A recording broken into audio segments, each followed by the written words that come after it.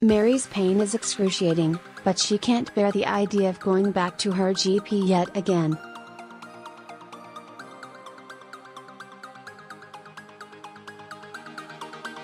My GP doesn't believe me anyway, she thinks it is all in my head.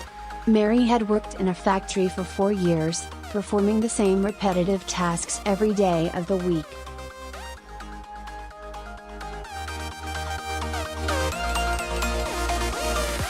She was a valued worker because she always worked hard, never took sick leave and never complained.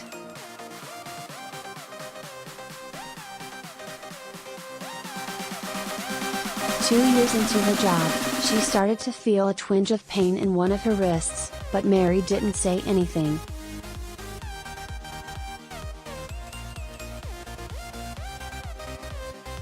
She continued to work. The pain got worse and spread to her other wrist and then to her shoulders and neck.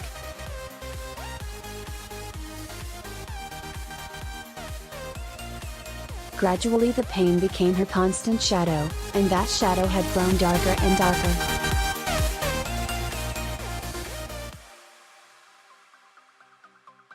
When Mary first visited the doctor told her to rest.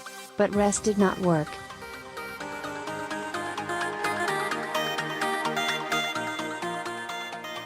The doctor tried medication, no luck.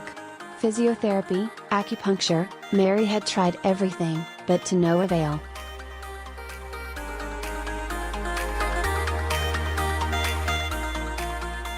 Each time Mary went to the doctor, she could feel the doctor's frustration. Each time she felt that she had failed.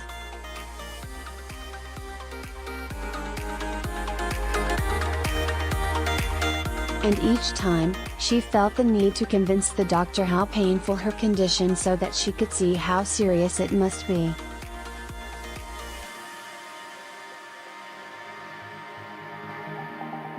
As Mary became more distressed herself, the doctor noticed and suggested that she might want to see a psychologist.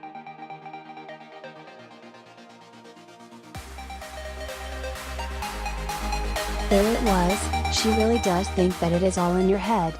Women are labeled emotional. This story that is all too common amongst people with chronic pain, especially women.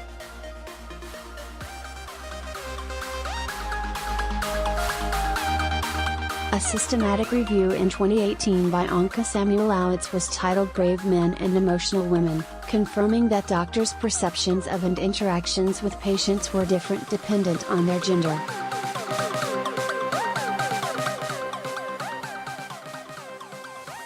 Men are viewed as stoic and heroically carry on in the face of pain. When a man says that the pain is a problem, he is more likely to be listened to, physically investigated and effectively treated.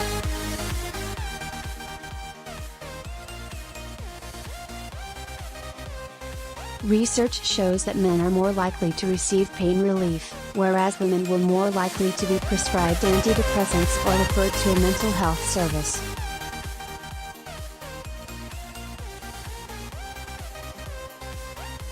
The emotional woman in pain.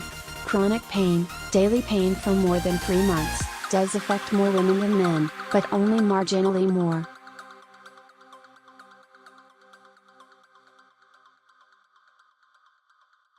Australian data suggests 17% of men versus 20% of women experience chronic pain.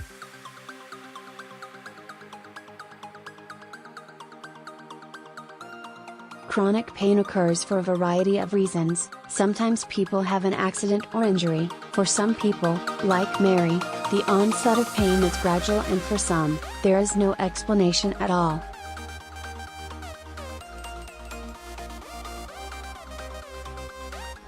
For acute pain, early management with anti-inflammatories, good pain relief and movement is generally recommended, and more than 75% of patients with acute pain get better.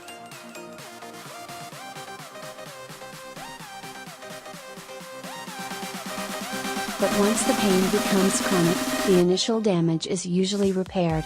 The problem is the way that the brain sends pain messages has changed, essentially sensitizing the body to pain.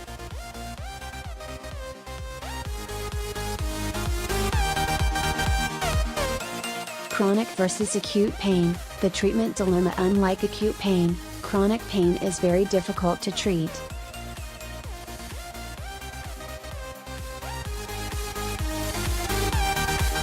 Most patients with acute pain get better, regardless of what kind of treatment is given, and therefore, as only a minority of patients with acute pain do not experience improvement, doctors expect that whatever treatment is recommended will have a positive impact on pain.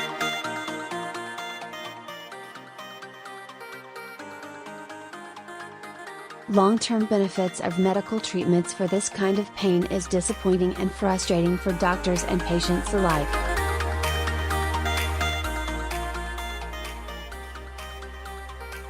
Doctors wonder why patients like Mary don't improve with the same suite of treatments that worked for other patients.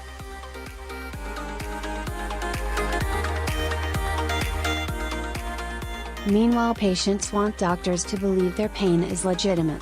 The gender disparity: women report feeling that their pain is taken less seriously by doctors, which can be very distressing.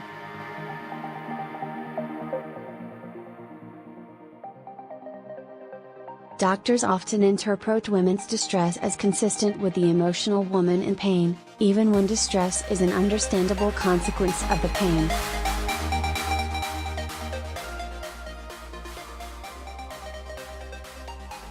The more that doctors minimize the seriousness of pain, the more distressed patients become, and distressed women are seen to conform to the stereotype of emotional women in pain.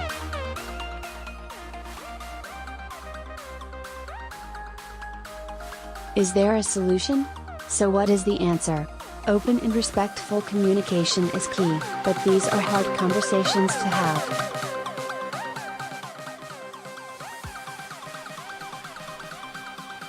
Doctors need to stress that chronic pain is not in the patient's head. The initial injury in chronic pain has healed and the pain is maintained by changes in the nervous system.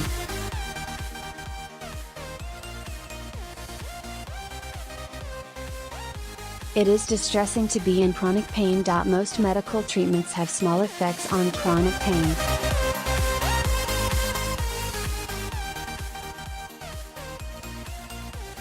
Learning ways to manage the pain can allow people to increase what they do, without increasing the pain, and in the long term can be beneficial.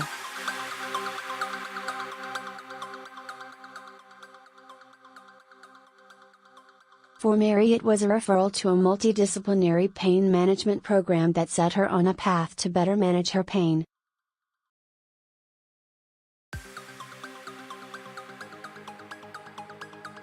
She learned that her pain was real, but there were things that she could do to manage it.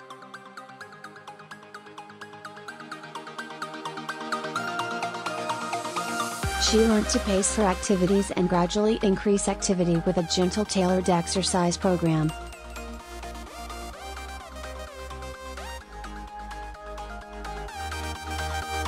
She learned coping strategies and was able to develop a realistic, but more optimistic view of the future.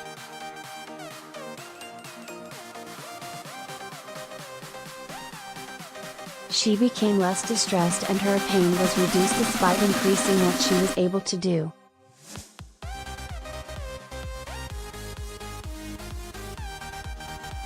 Chronic pain is a difficult problem to manage for doctors and patients alike.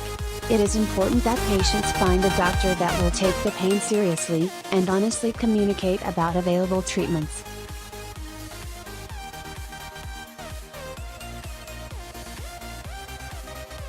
Pain is not a symptom of an emotional woman, but managing chronic pain takes a good partnership between doctors and patients.